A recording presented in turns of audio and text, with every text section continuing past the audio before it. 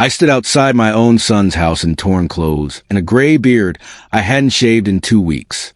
When he opened the door, he looked right through me, not past me, through me, like I was glass. Then he said something I'll never forget. "We don't give money to people like you." That's when I knew I'd failed as a father.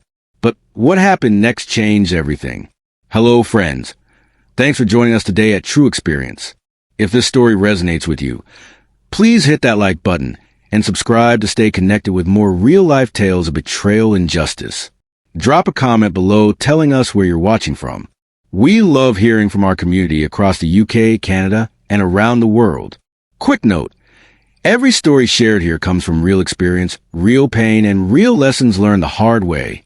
My name is Richard. I'm 71 now. For 43 years, I built a manufacturing business from nothing. Started in a garage in 1981 with a loan I was terrified I couldn't pay back. My wife, Linda, kept the books in those early years while raising our 2 boys, Michael and Stephen. We didn't have much, but we had enough. By the time the boys were in high school, the business had grown. We had employees, contracts, a reputation. I worked 16-hour days most of my life. Missed soccer games, school plays, birthdays. I told myself it was for them, for their future. Linda used to say I was married to the factory, not to her. Maybe she was right. She passed in 2019. Heart attack. I was at a supplier meeting in Chicago when it happened. I didn't make it back in time to say goodbye. After she died, the boys stepped up, helped with the funeral, sorted her things, checked on me for a few months. Then life moved on. They got busy. I understood. Michael had his own accounting firm. Stephen worked in commercial real estate. Both married, both doing well. I was proud, but I was also alone. The business was still running, but I'd stepped back, hired a manager, started spending my days in a house Linda and I bought in 1987. The one we thought we'd grow old in together. I did grow old in it, just not with her. The boys called less. Every few weeks became every few months. I'd phone Michael and get his voicemail. I'd text Stephen and get a thumbs-up emoji 2 days later. I told myself they were busy. Told myself I'd been the same way when my own father was aging. But it hurt. One Sunday, I decided to visit Michael unannounced. Drove 40 minutes to his place in the suburbs. His wife, Angela, answered the door with a strained smile. Michael was in the backyard with their 2 kids. When I walked out, he barely looked up from the grill. "Oh, hey, Dad." Not, "Dad, what a surprise." Not, "Good to see you." Just, "Hey, Dad." I stayed for an hour. He talked about interest rates and a vacation. They were planning to Costa Rica. I wasn't invited. When I left, he didn't walk me to the car. Stephen was worse. I showed up at his condo one evening with a box of pastries from a bakery Linda used to love. He answered the door in gym clothes, AirPods still in his ears. "Dad, I'm about to head out." "What's up?" I stood there holding the pastries like an idiot. "Just wanted to see you." "Yeah, okay. I'll call you this week." He didn't. I'm not a man who shows emotion easily. 71 years on this earth, most of it spent keeping my head down and working. But sitting in that house at night, alone, I started to wonder what it had all been for. I'd given them everything. Private schools, college with no debt, Michael's first car, the down payment on Stephen's condo when he was starting out. I never asked for anything back. Never expected gratitude. But I thought I'd earned something. Presents, a phone call, a Sunday dinner. Then I had an idea. It came to me one night while I was watching the news. A story about a social experiment where people tested strangers' kindness. I thought about my sons, about how they saw me now, old, irrelevant, a relic. I wonder what they'd do if they didn't recognize me. If I was just some old man who needed help. I decided to find out. I didn't shave for 2 weeks. Let my beard grow out gray and wild. Bought old clothes from a thrift store, torn jeans, a stained jacket, boots with holes and soles.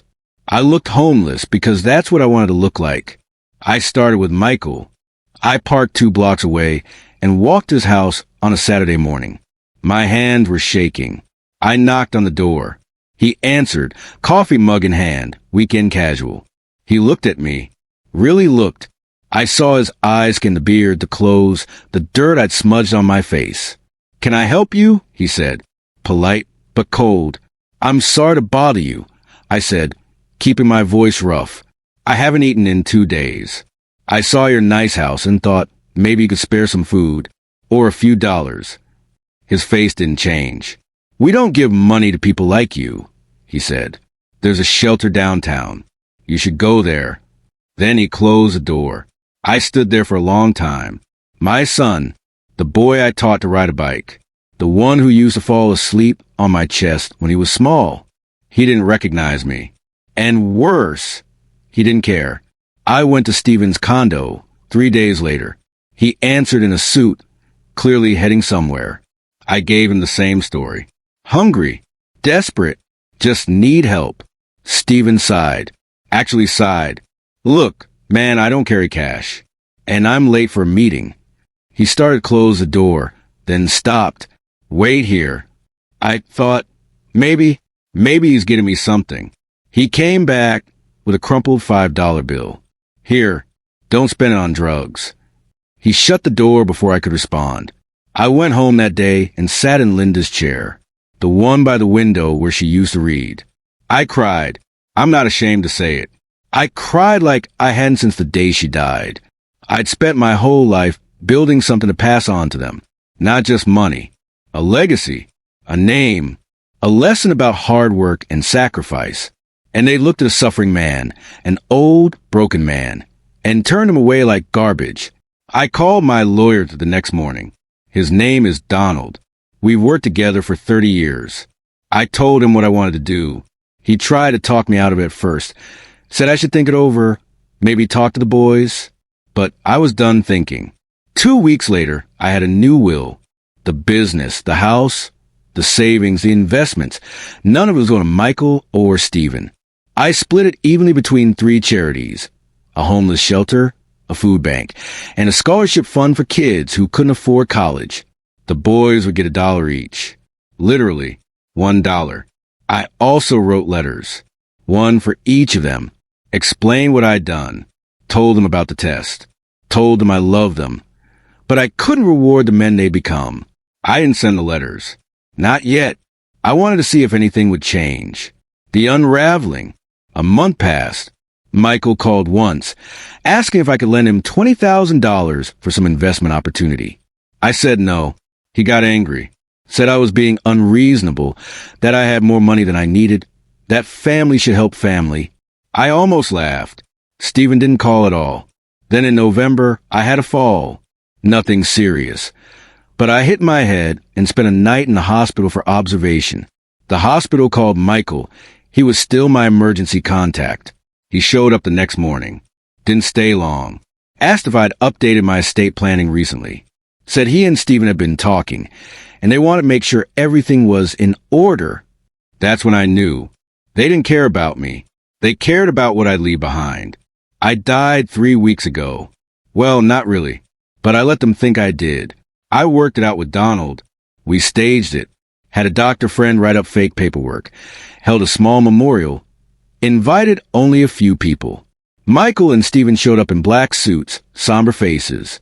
I watched from Donald's office on a video feed. They didn't cry. After the service, Donald called them in for the will reading. I watched that too. He read it out loud. The charities. The $1 each. The letter explaining why. Michael's face went red. Stephen looked like he'd been shot. This is bullshit, Michael said. He can't do this. We'll contest it. You can try, Donald said, but it's airtight. And the letters he left explain everything. If you challenge this, those letters become public record. Stephen stood up, pacing. So what? He got his feelings hurt? He was a grown man. This is insane.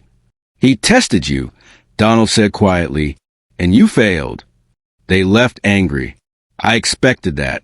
What I didn't expect was a call I got 2 days later. Stephen, crying, actually crying, said he couldn't stop thinking about the homeless man at his door. Said he looked at old photos, saw my face in that stranger's eyes, realized what he'd done. Michael called an hour later. Quieter. Said he was sorry. Said he didn't know how to fix it. I didn't answer either of them. I let another week pass. Yesterday, I walked into Michael's office. Clean shaven.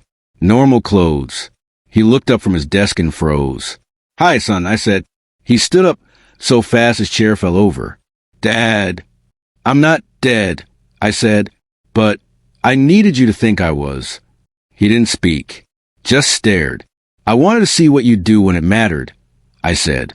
And I saw. "Dad, I'm not here to forgive you yet," I said. "Maybe I will someday. But you need to know what you did. You need to sit with it." I left the office, drove to Stephen's condo. Same conversation, same shock. They both called later that night, left long voicemails.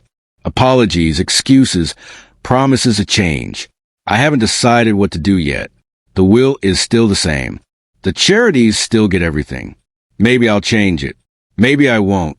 But my sons know now. They know what they lost. They know who they became. And maybe that's enough. If you made it this far, thank you for listening. This isn't easy to share, but I wanted you to hear it. If this story moved you, hit that subscribe button. Share it with someone who needs to hear it. And please leave a comment below.